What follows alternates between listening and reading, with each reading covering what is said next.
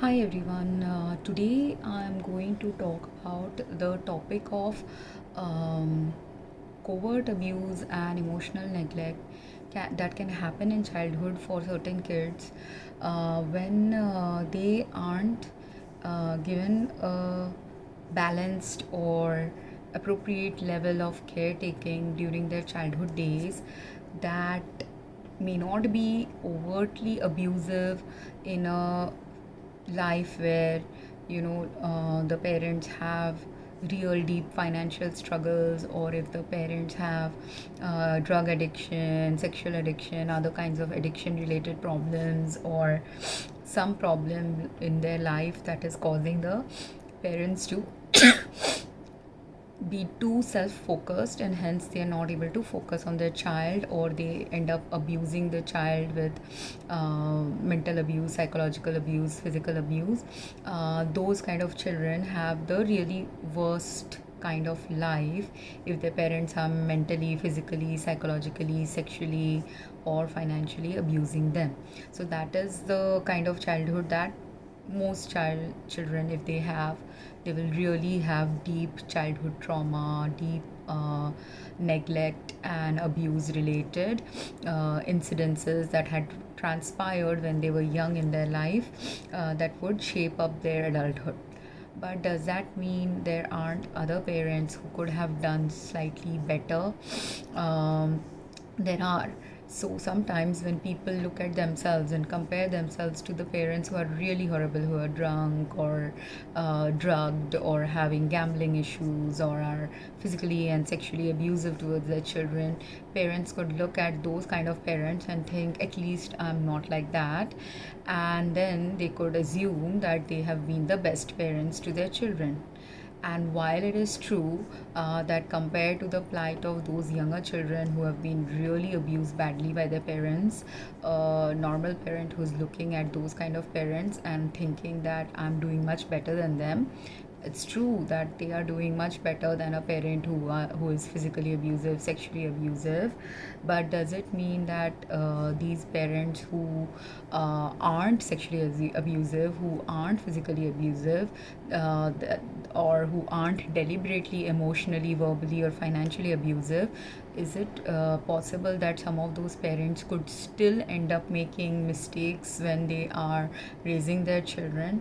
And the answer is yes. Sometimes people can still make mistakes even when they have done the best they could have possibly done, given the scenario, or also given the level of maturity the parents had. And in this story, the parents do not have a certain level of maturity, which is leading to the friction with the child who is the narrator of the story. Initially, when I read a short version of the story, the narrator was female, and somehow I had a brain fart or something where I completely misheard or failed to register some elements of the story, and I thought that both children narrated in the tale were daughters. And I made a video also with that scenario, and I'm going to readdress that. But because the story was about a son and a daughter, I thought I have to make this video again, even though some of the core messages doesn't change if the genders were same gender children or different gender children. But some narratives can change depending on if the gender of the child is different. Because if you are raised in a family with same gender children, at that time the element of sibling rivalry will also include some element of differences, in which people experience life as the same gender, and the differences between two children of the same gender will crop up in the story. Whereas if it is a different gender related childhood, at that time the different genders also play a role, because some gender discrimination related problems can arise because of belief systems in the family that can lead to gender discrimination. And secondly, in this particular tale, it was a tale of one biological child and one adoptive child, or rather, non biological child, because two people got remarried to each other. This is presumably the second marriage for both these, the father and the mother. And the mother has a daughter, and the father has a son. So, even though they have two different gender childrens, the thing that was happening to the son was he was feeling neglected by his father. And he didn't go through that neglectful childhood until 10, 11 years of age, until his father essentially got remarried. And if his father got remarried at a particular age, a few months or years before that, he might have started dating the other woman or started reconsidering the thought of remarrying, since his wife had passed away. So all these meant that until maybe 10 years of age, the boy had his father to himself. Until 7 years of age, he had a mother and a father to himself, and he was the only sole and central focus of the parents. And because he was the sole and central focus of his parents, of course, one issue that will crop up for that child when the child has when the father got remarried is the issue of jealousy. And while if you are younger and you have a sibling in your life since a young age, the jealousies that can crop up, the emotional neglect related issues that will crop up, or the imbalance that might crop up when parents are trying to juggle two kids while raising them, those things, when it happens when the children are younger, it doesn't cause that much emotional disturbance in someone, because that person is having a sibling since younger days, and it's in the formative years people's mental makeup gets formed before 7 8 years of age.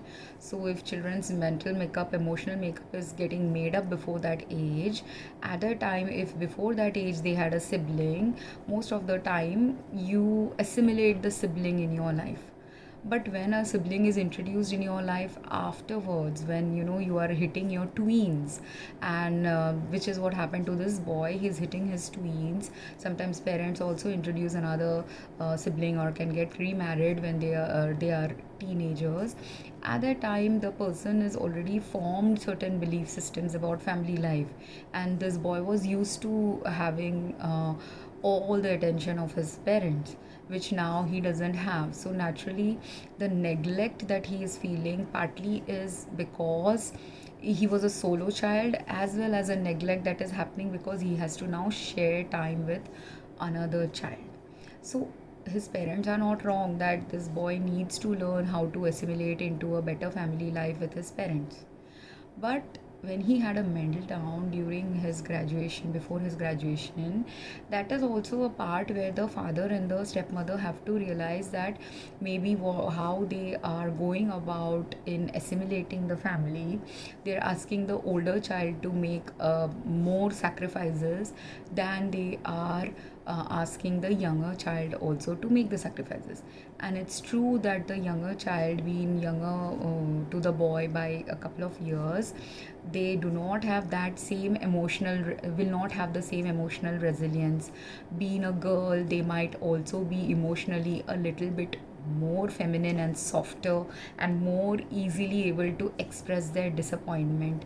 And because the younger child is more easily able to express the disappointment that she is going through, if the father prefers and in the story they told that there were conflicts sometimes when the boy has a game and the girl has something else going on. So the couple of instances that were given in the video where the father is always prioritizing the younger girl, he's doing it because he might be feeling that he should give more time to the girl. His wife might have convinced him that about it, or his second wife, or he might have done it because he might think that his son, now that he's a teen, is more emotionally resilient.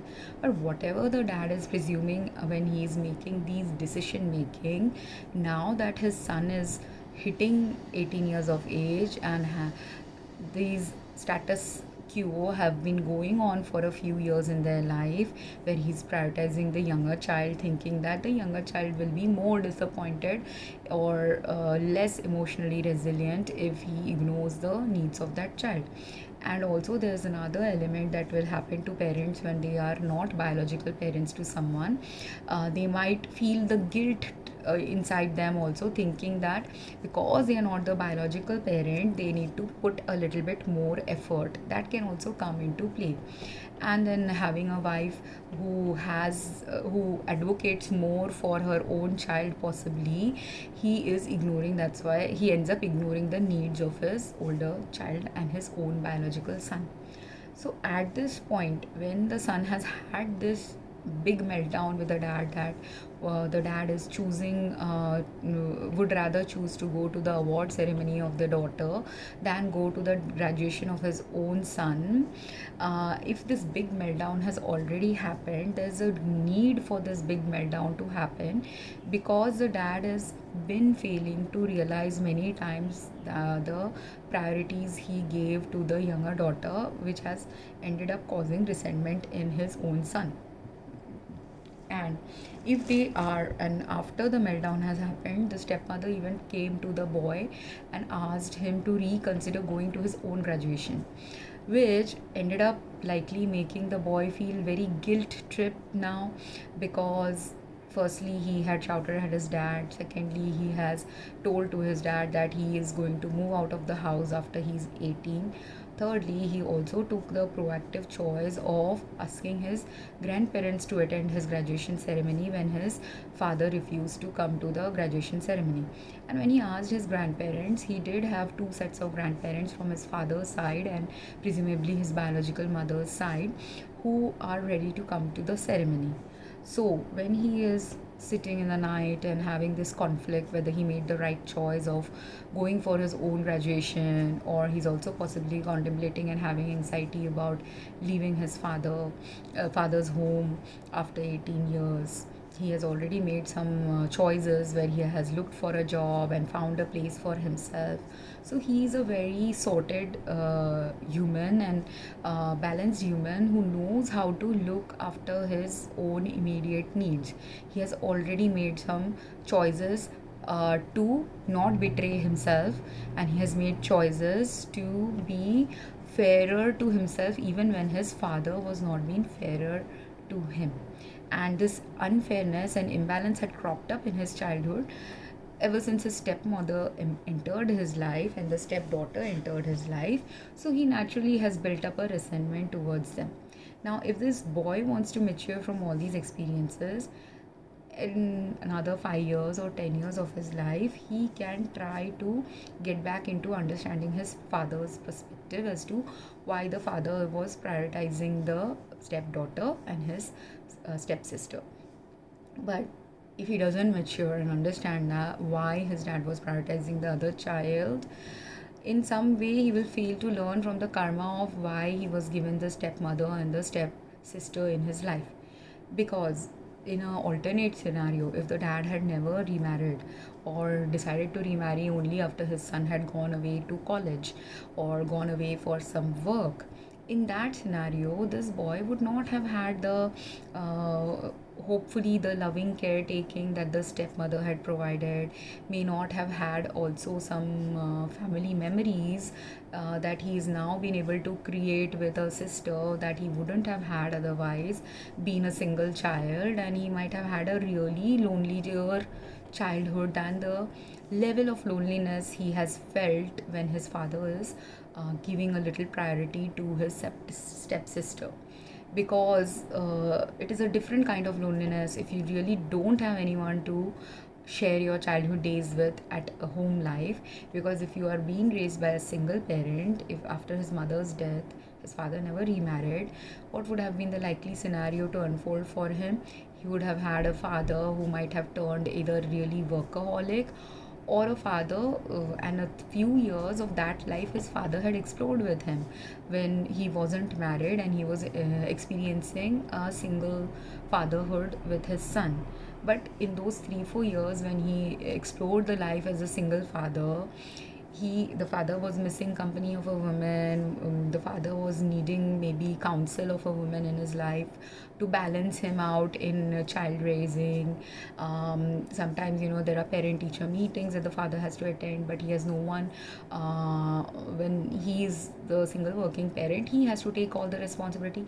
So because he was not able to take that single parent's responsibility completely, and he realized that he needs a partner in his life, that's why the father made the decision to remarry. And this the boy is not understanding, because for the boy, he was enjoying his single childhood days with his parents, or with even one single parent, he was okay with it.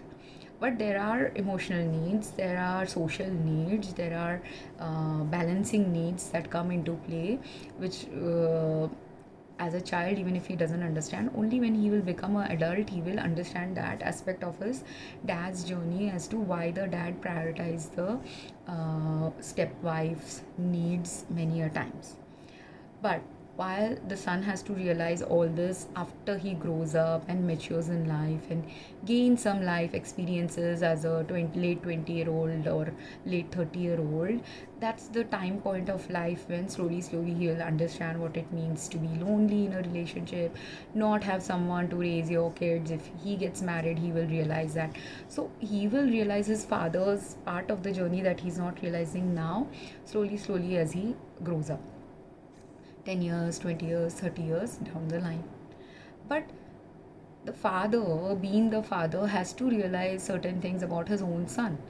And that is the part where this meltdown, that's why, had to happen. Because sometimes when you are failing to evolve and mature with the needs of the family you have in your life, at that time, if you're failing to mature according to the needs of the family you actually have right now, you will face the consequences of the thing you're failing to wake up to. So the father has failed to wake up to a couple of things.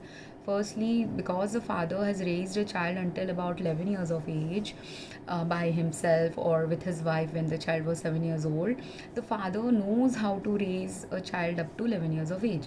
And since he knows how to raise a child up to 11 years of age, and usually until that age, children are easier to raise also, because they will do whatever the parents tell. They will not have their own individual opinions. They will not have their own individual wants and needs from a relationship. So there is no push-pull dynamics present between any parent-child until about 10-11 years of age. Until then, all children are very much compatible with whatever their parents will tell them to do. So, likewise, when the young stepdaughter has also entered his life, the father knows that young 7-year-old kid also, until 11 years of age, she will be doing everything that a stepfather is asking her to do. So, it is easier for the father to raise a child until 11 years of age, or 12 years also possibly, until certain teenage years, where it's very easy for parents to get away with sloppy parenting, neglectful parenting of whatever style they wish to parent a child. The child will accept it. But when the child starts going towards adulthood after teen years, some children grow up and they will be over smart at 13 years of age. Some children will be slowly separating out from whatever their parents are telling them. So they might start testing the boundaries at 15-16 years of age. Some children will test the boundaries even after they have turned 18. So not all children will test how they view their parents at the same age range. Like until 18-20 years of age, I never questioned my dad about anything in life. I believed everything my dad was telling me. I believed all his narratives. But only after 20 years of age, I stopped believing the narrative that my dad was always showing as the truth of the reality of his life. So likewise, for this boy, ever since the dad started prioritizing the stepdaughter, he started separating out from his dad, and which was a natural separation that would have happened as a result of him hitting his teenage years also. So in the first 2 years, maybe he didn't feel the resentment towards his stepsister. He also possibly might have enjoyed also the family time he was getting now that, and he could have also have missed his mom. So getting a new mom would have helped him also at the initial few years of that married life. But when the dad is consistently only prioritizing the younger kid, it is natural the resentment will build with the older kid if the dad doesn't know how to balance the responsibility of taking care of two kids, which will happen to any parent. If this guy didn't have a stepsister arrive in his life instead of a stepsister, if his mother was still alive and they had ended up having a second child when he was 10, 11 years of age, this balancing of responsibilities of parents can happen at any time point of two children family's life. It's just that the person who he is prioritizing here is not biologically related. That's the only difference. But this scenario can play out in even a family where both the children are biological children. This kind of sibling rivalry happened with me also and my brother, and my other video had mentioned this. And the sibling rivalry used to be like, for my brother, he didn't like that he always used to get second hand textbooks, and he never mentioned that he has a grudge of using second-hand textbooks. At least I never heard him say that to our parents. And our parents were also such, they kept a very weird childhood atmosphere in our life where we never had real conversations with our parents while growing up about anything related to what is going on in our life. I never had it. I don't know if my brother was having those conversations with our parents, but the couple of times where I have ever discussed anything with my parents were when I might have felt there was some unfairness going on, like with school pictures. My dad was not ready to get every year school pictures. And while everyone in our colony, most of my friends were getting the school pictures, and I didn't really think that my dad was that poverty stricken, so I didn't think that it was too much of a ask to get a school picture every year. But because he was not ready to do it, my brother also tried to convince him to get us to have the pictures taken every year. But because he was not ready to do that, the logic I used with my dad was, since our school groups are changing every couple of years, he should, if not every year, he should allow us to get the pictures when it is when our school class group changes. And my dad agreed to that. But even though he agreed to that, what happened as a result of that agreement is, while my classes were changing every 2 years, for my brother, his classes were not changing every 2 years. Some of his school groups remained consistent for even 4 5 years. So because his class was not changing, my dad didn't get him the school pictures. Now, if my dad really wanted to be fair, he should have got him also school pictures every 2 years or something. Or if it is such a big financial crunch for him, if in 1991 I got school picture from my school, my brother can get it in 1992. That way, his finances are equally balanced in the spending. He could have done that. Something he could have done differently to balance out whatever financial crunch he was having or whatever other reasons were at play. But these kind of minor choices, if your parents make, where they don't meet the children's needs, and if parents think just because they have provided a home and a bed and clothes and schooling to their kids, they have done their part in raising a child. Yes, my dad might have been much better than how his father was in providing what his father provided to him, because in his life they also lived in a lot of rental places, they had to share homes with others. All this manifested when they were younger in their life, which we didn't have to do. We didn't have to share our space with other people. We had our own homes, and that way my dad did much better than his father was able to provide to him. So considering that, if a person gets lax and laid back and thinking that I have done more than my parents and that's why I have given the right childhood to my children, isn't how karma works in anyone's life. That is one element of the karma. If you had certain things that you didn't have in your childhood that you were able to provide to your child, that is one element of karma, that you improved your life in a way that you're able to bring some better facilities or better quality of life to your children. That is one aspect. But other than that, because my dad was working in a government colony, and because there were many people who were also similarly like my dad's background, where they have had poverty stricken childhood, or they might not have had that privileged childhood.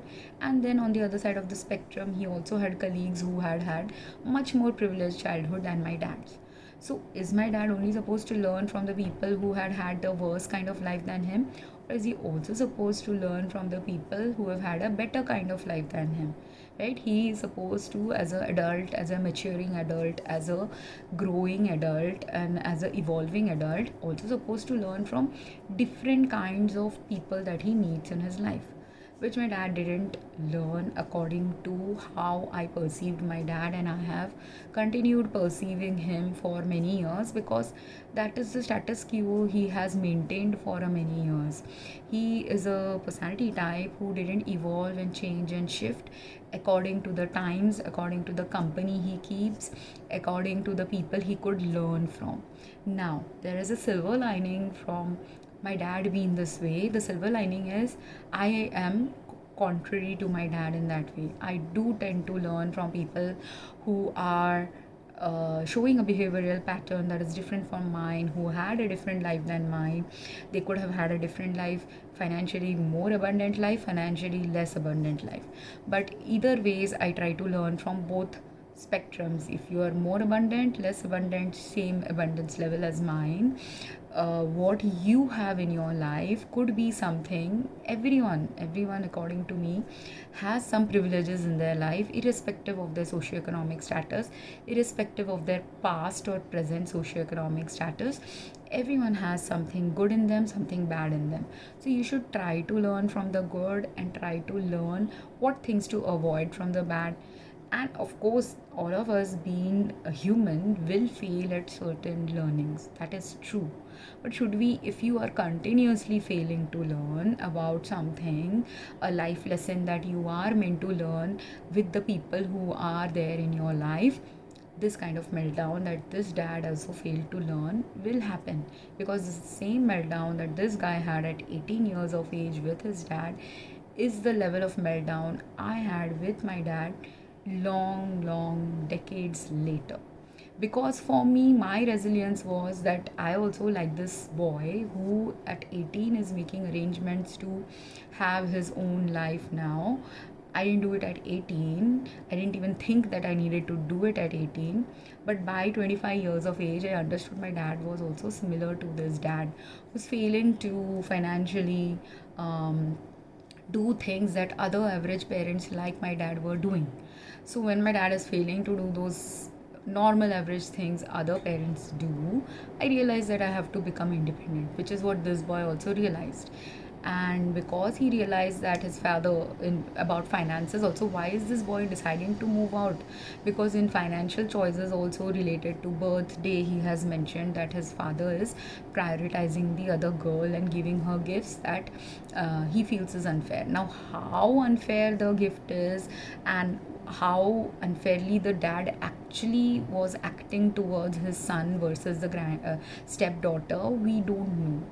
That detail is the proof of how much of a abuse happened or how much of a discrimination or neglect happened depends on the dad's karma of the kind of karmic choices he made. If it could be financially abusive when the dad is constantly only prioritizing the younger daughter, and not just the dad, let's assume the stepmother has a part-time job or a full-time job, then the stepmother is also contributing to the joint finances of the household. But it could be possible that the father and the stepmother combined, when they pool their financial resources, they are ending up using more of the resources for the daughter's education and daughter's gifts and things like that than pooling similar level resources at the son. Then it will lead to resentment. That is what might have happened. And if that is happening, then a minor level of financial abuse is happening. Or if not financial abuse, right now financial manipulation and covert levels of abuse might be happening, where it is maybe just micro degree of discrimination, that maybe the daughter got a $200 gift during her birthday when the son got only a $100 gift.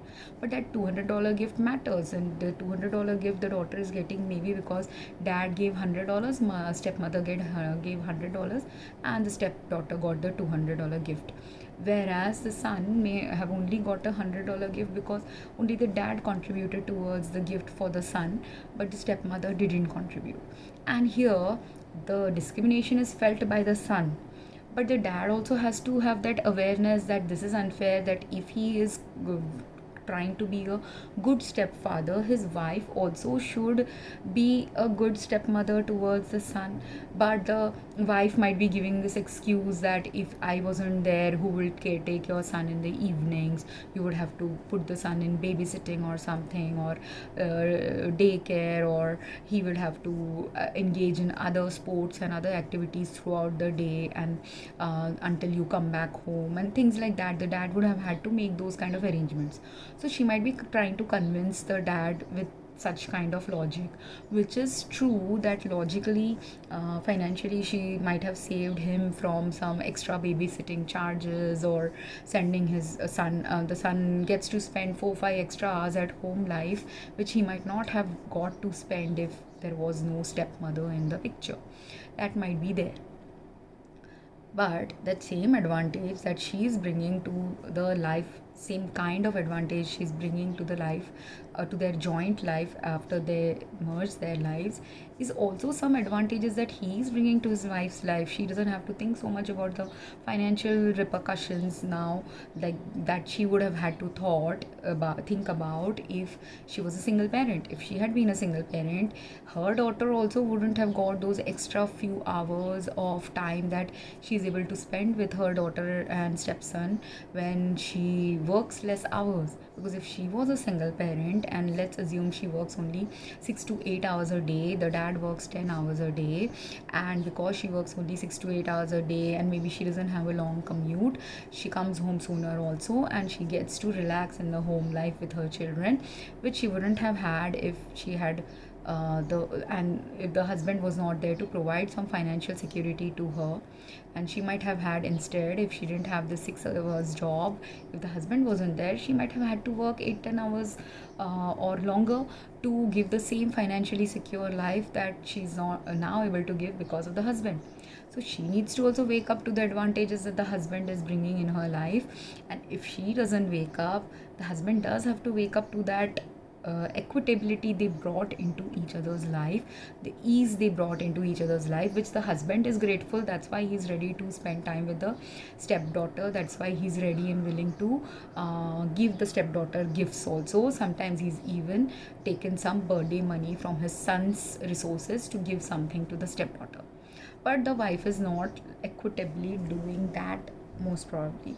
Or if the wife is not working at all, even then, if she's not working at all also, and her whole financial burden of these 4 family members is falling on the dad, again, the dad has to realize that if he is got a non-working wife, then she has the whole day to take care of the children. And in order to make a child feel loved, most of the time, unless the child is really greedy or really selfish or materialism oriented, most children wouldn't really care if the other child got a $100 more gift than me. Children won't care like that until it is really important. And this boy is hitting 18 years of age. He wants to possibly go to university now, and his discrimination about finance has started happening with birthday gifts. But he also, all of us have some level of intuition in us, so intuitively he is beginning to understand that financially somehow maybe his stepmother is manipulating the dad to not spend as much finances on him, and which again, until 18 years of age, may not be that important.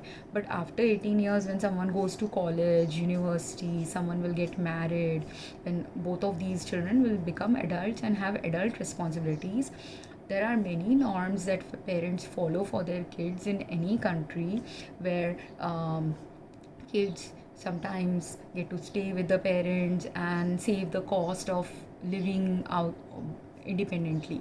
So that advantage can come to a child. The another advantage some children have, that parents will spend a lot of money in their marriages. Another advantage that can come to a child is parents will spend certain amounts of money in their tuition for their colleges.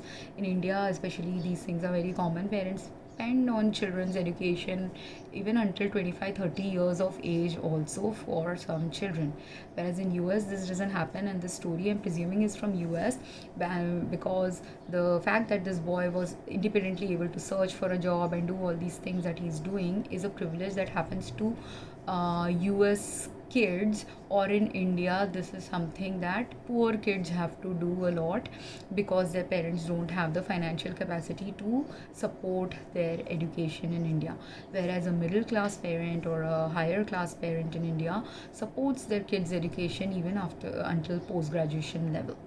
So but the supporting is based on the financial aspect of what the parent is able to give to a child, right?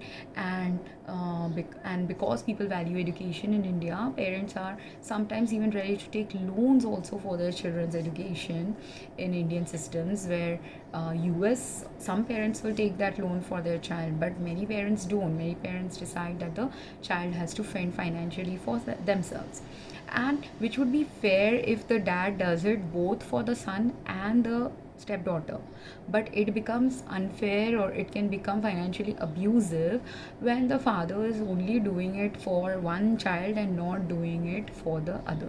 And these are the reasons why, if subtly also some discrimination is happening, that led to this big blowout of this boy with his father. And though he is questioning now his life choices, and feeling guilty also whether he made the right decision of going to the graduation, universe is supporting him because he stood up for himself. Because if he had really made a wrong choice, his grandparents wouldn't have come to attend his ceremony. And because his grandparents are coming to attend his ceremony, now he has actually the responsibility of learning from his father's mistake too. Because now after his grandparents come to this ceremony, there is a couple of lessons the boy can learn. One is, he can learn the lesson of forgiving his dad if the dad still chooses to go to the award ceremony. And maybe that forgiveness may not come that day when the dad disappoints him, but at least 5-10 years later he can try to become forgiving towards the dad. Secondly, because it is hard to forgive if you expect someone to, and it is a norm that everyone is following, and it seems only barrier for your dad to not follow that norm was he had to make the right choice, but he couldn't decide to make that right choice. It is a little hard that if he deliberately chooses to prioritize the stepdaughter that day, because the stepdaughter has a mother, right? So the stepdaughter could go to the award ceremony with the mother, whereas the dad could come to the graduation ceremony with his son. That one day, it is not that difficult, it is not going to traumatize that child so much if in one day out of 10 choices he decides to split the family temporarily on that day, when two different key events are happening in two different children's lives. But that decision making he has to take as an adult, and he's the adult, but even though he's the adult, he's not able to make the adult mature decision, and he thinks he can make up for missing his son's ceremony, which maybe for 8 other events when he prioritized the stepdaughter he was able to make up, but this is the 9th time or 10th time that he can't really make up, because this was really important to the son. And that's where the meltdown happened for the father to wake up that this thing is important to the son. If you don't do this for the son, you are going to be responsible for fracturing your relationship in a way that it will become irreparable if you don't make the right choice. And that's why the boy is also unable to forgive the dad, because he is making a poor decision here, and this is just this stepping stone to the poor set of decisions he will continue making if the father doesn't wake up that he's been very unfair in the way he is setting up his financial and other choices, life priority choices, based on only his wife's needs, second wife's needs, than the needs of the two children he's responsible for. So even though he's not been highly physically, emotionally, sexually, financially abusive, he is still in micro levels showing a discrimination, abuse and neglect that for this particular graduation event is has become the center point where he has two paths to take.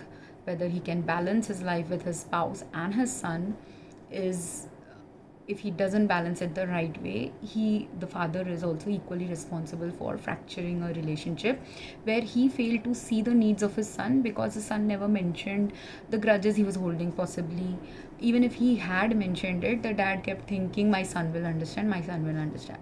And why did the dad think like that? Because maybe he's a understanding human, but he has to realize his son is only 50% his genetics.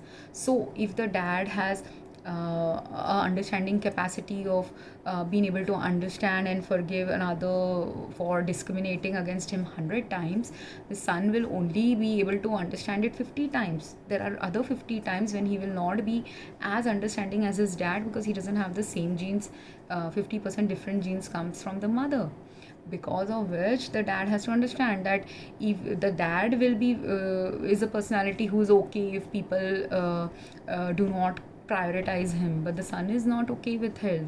And the day has come where the son will, after this date, not be okay with dad continuously being unfair in his way in which he deals with the son and the daughter. So that's why the meltdown happened. But there is other reasons, deeper reasons also why the meltdown happened. It is also possibly a time of life where if the father is continuously only focusing on his second wife and stepdaughter, it also means, and is focusing less on his own son, it also means that likewise he's focusing even less on his responsibilities towards his own parents. And what if his first wife was only an only child? That means this father actually technically has some social responsibility even towards the parents of his first wife. So that those two grandparents are also getting the even less of a family life or caretaking than even the son. So now this son has an opportunity, because of the meltdown and because his grandparents are coming to his ceremony. From the day of ceremony onwards, this son now has the opportunity to become what his father couldn't become towards other people. His father is only very blindsided kind of a personality who only looks at the demands that people place on him. Because my father is like that too. If there are 10 people who will ask him for money or need money, say there are 10 dependents in his life, not immediate dependents, but say there are 10 dependents, 2 are his own children who might have some financial crunch going on, 8 are other ancillary family members who also have some family needs. Now, out of those 10 dependents, the one who asks him to from money, he will give the money to them. But or the one with whom he will be able to get praise from, that person he will give the money. But when for his children, that is a normal responsibility, right? And he's not going to get any praise from anyone if he pays or doesn't pay towards his children's costs. So until he doesn't get any credit or praise or appreciation, and if people don't ask him for money, he will not spend at all. He doesn't care. He's that kind of a parent. And there are many adults like that. Like if they have demands, and which is what his father is, demand is being made by the stepmother and the stepdaughter, he gives into the demand that the stepmother and the stepdaughter makes, while forgetting that the other people, like his own parents, his own son, he might even have siblings, and his first wife's parents, they also need him in some ways which they are not even able to access him in his life, because he is completely prioritizing only the ones in front of him who place demands on him, which is where he is failing as a human to evolve. He's failing as a human to be fair towards some people, especially he's failing towards his own son, and likely possibly also failing towards his own parents. Those three are definitely he is failing towards. Others, whether he's failing or not failing, is up to the level of karma he had, or karmic things he was supposed to do with the other people.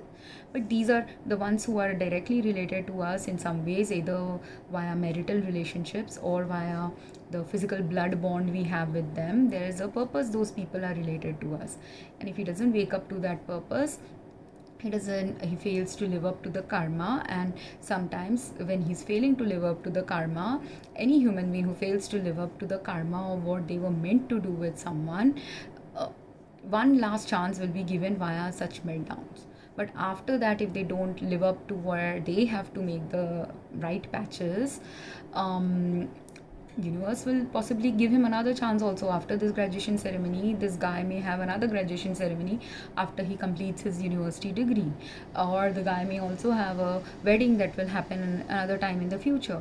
At the time, if the same day the daughter is also having a wedding, he may again have that dilemma. And this dilemma like thing will keep happening about teaching him how to prioritize, or how to balance priorities, or how to be equitable in his relationship with everyone he loves. But if he doesn't, if he continues to only give in to the demands of those who are seeking him for help, versus those who need him more than are the taking kind, and that's why not asking him for help, that's his karma. But because he's failing in some ways, the son now has the opportunity to step up. The son now has, on the graduation day, when most teens after graduation, even if their parents come to the event, what do most teens do? Most teens will have the parents there for the graduation, for the pictures and everything. But after 1 hour of spending time, 1-2 hours of spending time with the parents, many children will not spend time with their family. They will leave their parents and then go and hang out with their friends and drink and go to a party with their friends instead. So now, if this boy is family oriented, if this boy really wants the family to be there for his event, if his dad chooses to be there, if his dad doesn't choose but his grandparents are there, is he now more mature than his dad to spend more time with his grandparents, or is he going to be equally immature like his dad and just spend time with the grandparents for the sake of the pictures, and then he will go and spend time with his friends? That is one choice that he will also be making. Second choice, if he is having a bad time with his parents, is he mature enough to understand that emotional vulnerability and that vulnerable phase has been given to him, so that it has created now an opportune space for this son to approach his grandparents about the problems he has in his life. And if he is able to become a vulnerable human in front of them, instead of being a egotistical human doing everything by himself, if he becomes vulnerable at that moment and he tells them what is going wrong in his life, it is possible, if his grandparents have some financial security, that they could help him financially. If they don't have financial security, them having had a life of 60, 70, 80 years and having seen a life with financial ups and downs, they could give him sane financial advices. They could help him provide a space to live if he wants to go to university in a college that is near to their hometown or where they live. All of these, there are so many other opportunities of help and growth that can manifest for this boy if he ends up being vulnerable to his grandparents, if he reveals to them what is actually going on, if he learns from the mistakes of his father. Two, after he approaches them for their help, and maybe if he starts living also with some of his grandparents, or sharing some extra time with the grandparents that he didn't do previously, the same love that he's seeking from his father, the love and care that he wants from his father, he may be able to get it from his grandparents instead. And maybe they were the ones who were supposed to karmically give that to him, but because of his mother's death they didn't get that opportunity, and now they have that opportunity. So he could spend more time with his maternal grandparents. He could go and live with his paternal grandparents.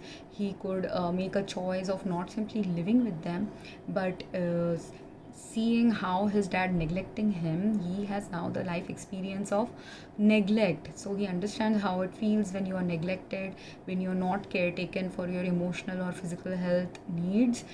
Likewise, now that he feels like that about himself, he can see those needs in his grandparents' life that needs to be met, and he can meet that need for them.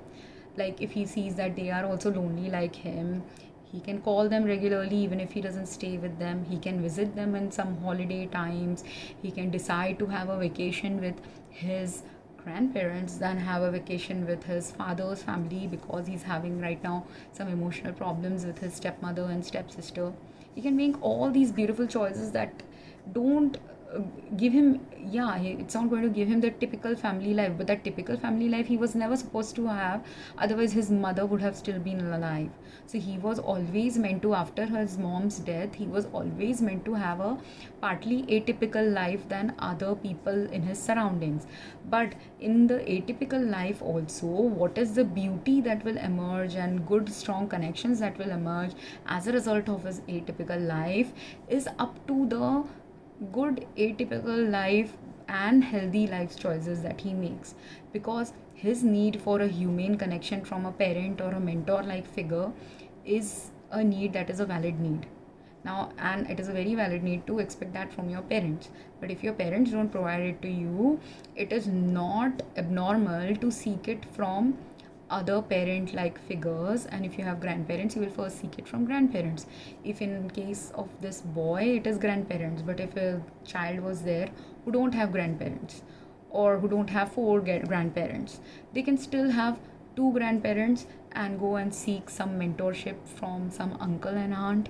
They can still, if they don't even have any siblings of their parents and no uncle and aunt who will give that love to them, they still have an opportunity to find a parental or mentor like figure in their workplace. That's why he's now getting a job also. The universe has opened, that's why so many doors in the same kind of mentorship that his father is unable to provide, or fairness that his father is unable to provide. He can still get that from the job that he's going to join now. Now he's going to live separately right now and he's worried about his finances, but imagine if he decides, like after 1 year of living on his own, that the money he's earning is not enough to just live singly. He can go and live with a roommate, and when he's living with a roommate, maybe the roommate has good set of parents. So if the roommate has good set of parents and the roommate's parents understand his problems, he can become a second son to that roommate's family, possibly in some future timeline. We don't know. So there are many places where he will still get the fatherly love, he'll still get the balance that he's seeking from his father, which may not come from his father but will come from outside sources. It's just that you have to be open and heart-centered in your approach to anyone you meet in your life. If and actually, despite the, or because of the neglect that happened in his childhood, he has now developed deeper compassion and empathy towards other people who may not have fathers, other people whose fathers are in jail, or whose fathers don't help up financially at all. While his father helped a little bit, he could have meet other children whose fathers don't help at all, or he could meet other, and likewise he also has in the future a possibility of forgiving his stepsister, because it's possible that the stepsister's father was alive but he never got involved in her life. So he could eventually understand even the stepsister's pain in a future date in his life. So what he will understand, what he will not understand, what he will evolve into, all are dependent on his personality, as well as how he shapes up his life, is his future life based on his past experiences. If he focuses more on the silver linings and the good that can come from even the bad that has happened with his father, he will keep getting good and better healthy life opportunities. It will be atypical, but it will still be a healthier life than he would have had if his father had stayed single, and he would have had if his stepmother also hadn't done some covert manipulation related tactics. Because with her, if she's continuing this covert manipulation related, she's doing subtle covert abuse. Now if that subtle covert abuse becomes overt abuse eventually in the future, where she's completely denying the son the property rights of the father, or denying the son education that the father could have provided but now he's not able to because the wife is saying no to it or something, whatever it is that she denies him, it's not that because the stepmother is not giving him access to his father's property that he will never have access to any money for his education. He will will have access. He's just going to have to find that access in a different way. He could try to get a scholarship, he could try to earn money on his own and then save the money to get a good education for himself. So whatever negative circumstances will continue on his life, they have the capacity to shape him up into becoming a better individual, in a better quality of some particular type of individual. And depending on what hurt he got, like if he is getting a hurt, that is the level of hurt that carbon gets. When carbon is pressurized and it turns into diamond, he will turn into a brilliant shiny diamond like person. If he's getting the type of hurt which is like minor degree irritation, where oyster can turn into a pearl. In the oyster, when irritation happens, after that small micro irritations, a pearl happens. So when it is covert, subtle, minor abuse, you turn into a pearl. When it is overt, immediate pressure, immediate, right now I have to have something, kind of abuse where you're battered constantly, then you get shaped into a diamond. So it's something like that. And there are many other crystals and jewelry like that out there in the world. Each of those crystals, chemical way in which it gets formed is determined. That crystal gets formed in a particular way because of whatever elements were present in that crystal's life for it to have the brilliance or lack of brilliance that it has. So same way with any human being, all of us have a rough life, but what we figure out from that rough life, or what we end up making in our life after having, in spite of that rough life, shapes our present and future. And this boy is doing very well considering, and he is able to do very well because his abuse levels were micro level, or small degree emotional neglect, small degree, currently not that heavy amount of abuse that a sexually abused child might have, or a physically constantly beaten child might have. Those children who are sexually abused, physically beaten, or physically, sexually, financially getting abused constantly by their parents or controlled by their parents, those children don't even they won't have the energy like this boy to go and search for a job. They won't have the energy of this boy to go and approach his grandparents also. Their thoughts only will be so scrambled, their energy will be so scrambled, they will not be able to think straight to call up a grandparent. They will not be, or they would be abused so much that some kind of grandparent communication related barrier would be placed. Like I know for a fact that some people do this, that if a person is getting letters from their family, if the person who's abusing them is really manipulative, they will not even let the letters come to the person they want to abuse. Those kind of abusers exist. There are abusers, if money is coming to you, they will not allow you to spend even small degree of money on a piece of clothing that you could have bought, that would have, if you had a one extra piece of, say, you are living in a poverty stricken life, and your family knows that you are financially not that high in, monetarily your parents can't afford clothes for you all the time. So if other people know that monetarily your parents can't afford clothes for you, so some family observed it and they want to send you money, or they gave you the money so that you can buy better quality clothes for yourself for your job interview, that after 18 this boy will have to go to a job interview.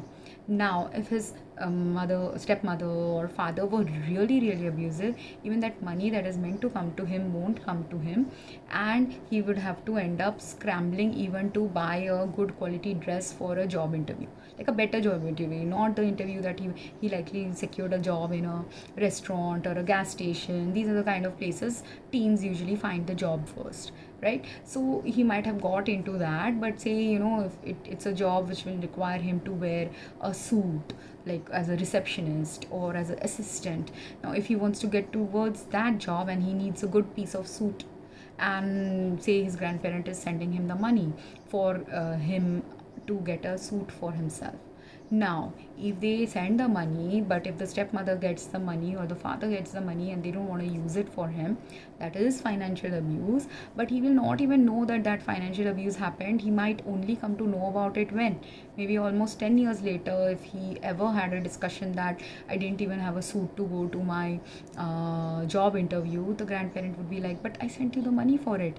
And he's like, I didn't know you sent me the money and I never got the money. And that's when if you speak, if you opened up to your abuse, if you opened up to the neglect, then only the actual story of what abuse or neglect happened to you and the deeper elements of it will come up. And I'm just giving this scenario. I'm not saying that this happened to this boy, but there are children where if real very deep insidious abuse is happening to them, these kind of scenarios play out for those children.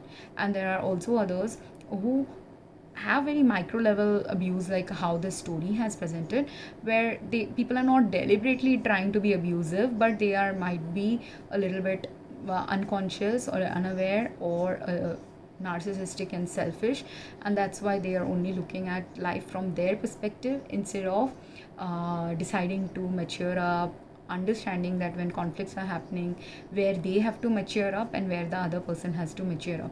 Because many times in conflicts also, people